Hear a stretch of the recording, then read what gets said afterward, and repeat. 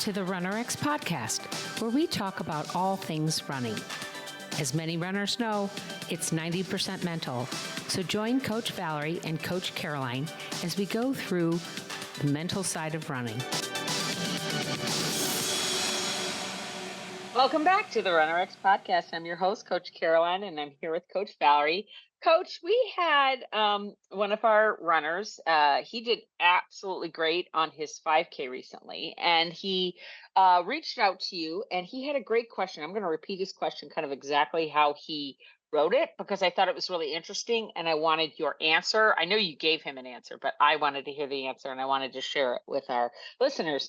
He said, "My stride length is longer than normal. Is that overstriding or due to the quick pace?" Now, I'm assuming he's seeing stride length like in his data, because he sent us his, I think it was his Strava or his Garmin or something.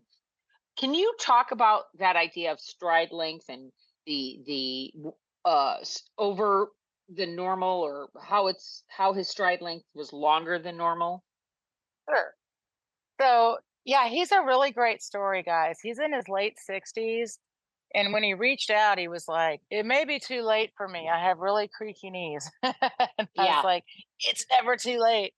And then he PR'd his 5K. He's very excited. So, here's a challenge for everybody. So, stride length is a byproduct, it's not something that you actively create.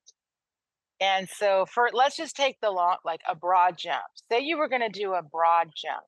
So think of the word jump, right? So then you Right. start wherever you start, and then you jump forward, right? The distance Mhm. from the jump to the end jump is like the length of your jump, right? Right. So in running, stride length is kind of the same thing. It's a byproduct of being in the running pose on the ground to when you're on the running pose again in the next cycle. So the gait cycle, pose ball full, it's all on the ground. And then you travel in the air. In running, for definition of running, both feet need to be off the ground.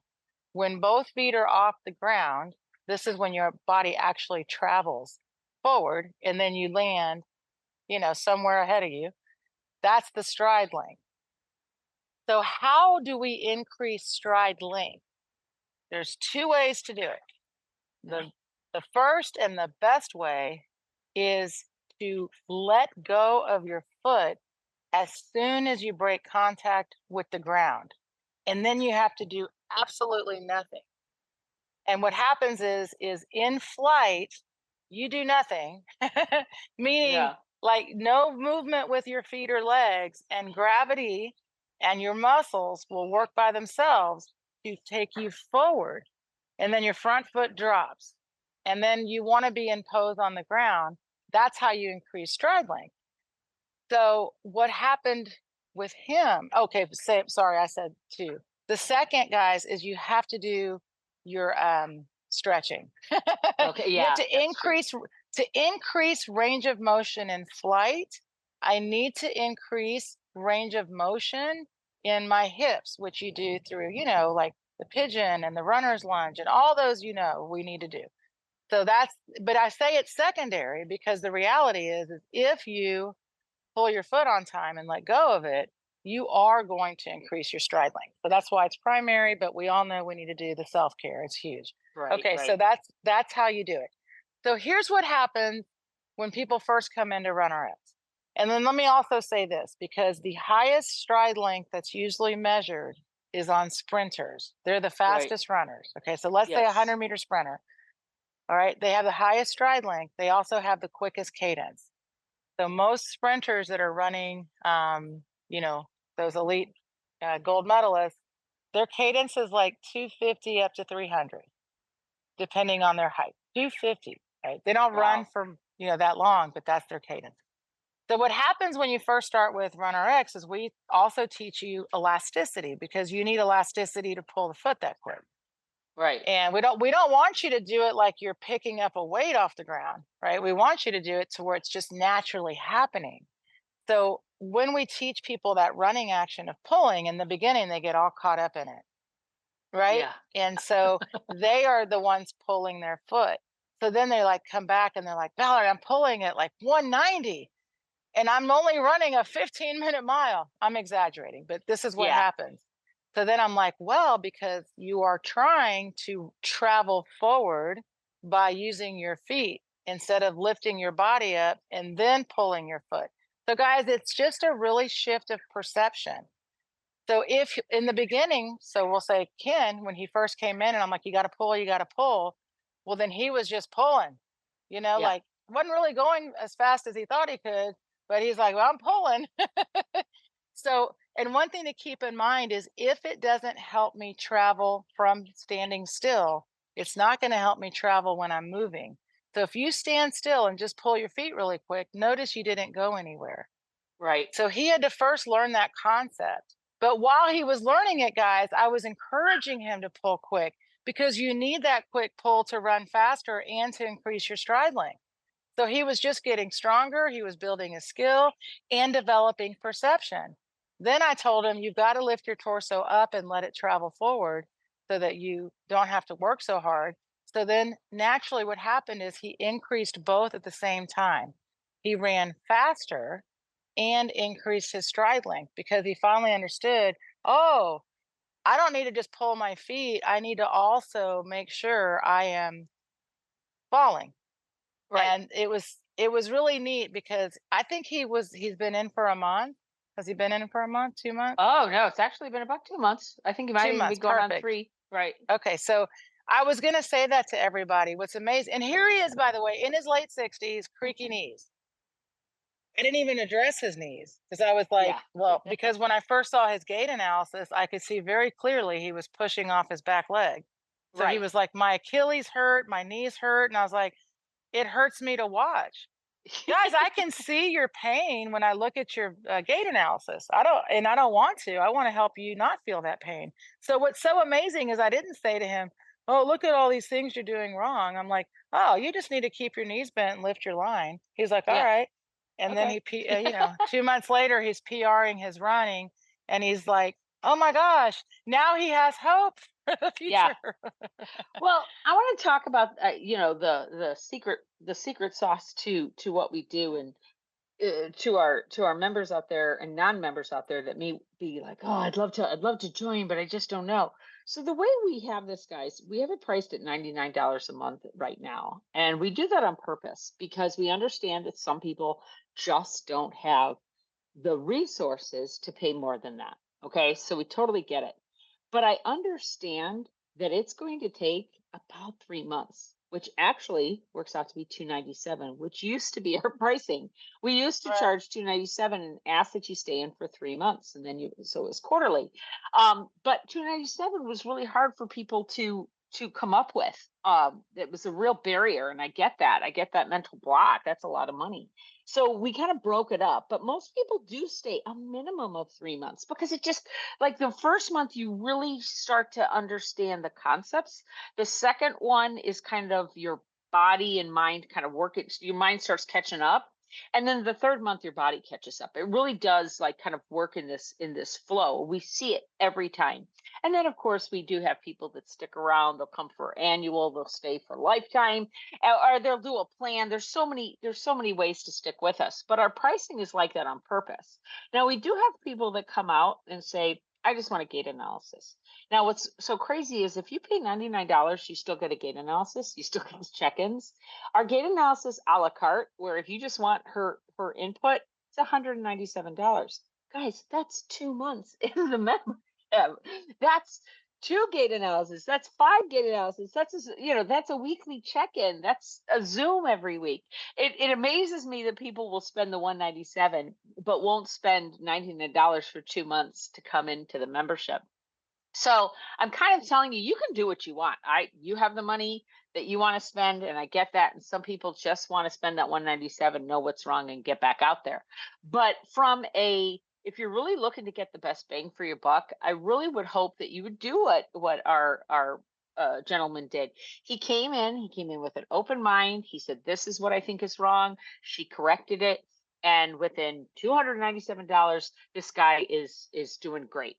So please come in. Please come in at the 99 rate. We'd love to have you. Come in, get your gait analysis, do the immersion, do your weekly check ins, get on a Zoom, which is like live. You're doing the drills with her watching you. And she says, Caroline, pull your foot. Right? She's like right there live. And Yeah, so it's, be yeah, willing to be like looked at. And I think runners, a lot of runners, I don't know if they've had live coaching. I yeah, coach at a gym still. I coach a boot camp. I coach at a gym also. And when you see people over and over, you're constantly correcting them. Like I'm not, I don't close my eyes when they walk in. I'm looking, I'm correcting. And a lot of runners have never had that, especially with their running. So yeah, it's a right. little awkward. But the best part is you're at home, no one can see you but me. You're Yeah. with, and if you come in with that mindset, like I would be the other way. I would be doing everything. I would be doing my Yeah. check-in, I'd be sending my gait analysis, I'd be on all the Zooms, raising my Yes. hand, asking Yes. questions, challenging me. It's like take advantage of like I'm gonna get coaching and be the best runner I can be. Yeah. Well, and Please. before we wrap up, you just said challenge me. And I know we talk about we have some great runners that we use the word challenge, but it's not in a bad way, guys. If I do this to Valerie all the time, like I am pulling or my foot is coming up. What are you talking about? I don't. And a lot of times it's that I'm not, I say the student hasn't come, the teacher hasn't gotten to me yet, right? My brain is still blocked on a particular issue. Maybe I'm open minded on lifting myself up or whatever I'm doing or falling, but I'm not quite getting the nuance. And that's what happens is you think you get it, but it takes time, right? It takes that. And so to challenge you isn't a bad thing. It's sometimes like, Valerie, I'm not getting it. My foot is at my knee, isn't it? And you can Right. say, no, stop right there. Look, where is it? It's at your calf, right? Or Or I'm it's or above your knee. Or more than anything, 99% of runners are using their hip flexors, not their yes. hamstrings. And they come in talking about their glutes, which we help you develop also. But the reality is learning to use your hamstring is also a learning experience that needs to be checked in because if you've never Yes. felt yourself using your hamstring, your perception of that is a little bit different. So it's not like it's anything wrong with you. No, no, It's like right. if you went to your training class and to your coach, you would expect it. So just like exactly what Caroline's saying, like our perception is off. That's what you need Right. coaching And for it's too. okay to come in and ask questions. I'm not sure why Yeah. this is. I think I'm doing this wrong. And Yes. trust me, if you I've never seen anyone, no one has ever been disrespectful ever because you come in, you're paying your client, right? Um, but if there have been times that you've had to say, please just follow the process. And then they do. And then they come Oh back 2 yeah. weeks later People and go, get oh, I got it. They yeah. get frustrated. You We can all get get you frustrated. can you can get mad at me. You Yeah. can get frustrated because the reality, guys, is as your running coach, I only can go by your experience, right? You're the Right. one going running, and then you come back and tell me how it felt. So Right. I am going to help you with all of the movement and everything. But then when you tell me how it felt, then I know where your perception is. Like I know what you're Yes. thinking and feeling. That's what I can address. And I'm telling you guys, I've worked with now, I mean, I bet we can easily say thousands of people. Easily, I mean, yes. I've been 25 years into this And that's and yeah, that's just us yeah, since we've known each other. That's not even before you met me. yeah. But I'm telling you that the joy I get in helping someone get from that initial mindset to where they're like, oh, it happens to everyone that comes through. So we love it. We never get tired of it, and that's the No. joy for you, right? Yeah. All right. So if you are looking to do a race or you're injured or you're not motivated and you just need something to get going, we're coming up on the holidays, guys. Ask for a month of running from your significant other, your kids, your father, your mother, whatever. Ask for that 90. Can you just give me $99 so I can give this a try for a month and then come in and use it for that month? And then it's up to you if you need to keep it going. But it's really a better bang for your buck. I always am amazed when people choose to do other things. When I'm like, oh my God, this is such a good deal. Please come in, spend the $99, come into the membership for a month and give us a try. And if you stick around, great. If you don't, no harm, no foul. We remind you, we say, hey, you're going to get billed again.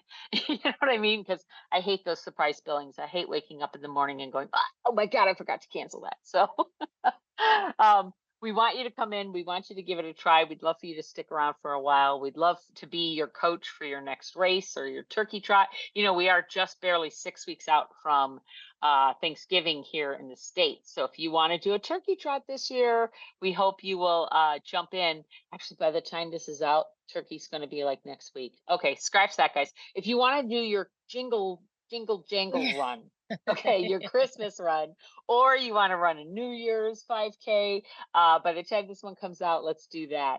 But jump into the membership, go to runrx.fit and hit the work with RunRX button, and you'll find all of these ways to work with us.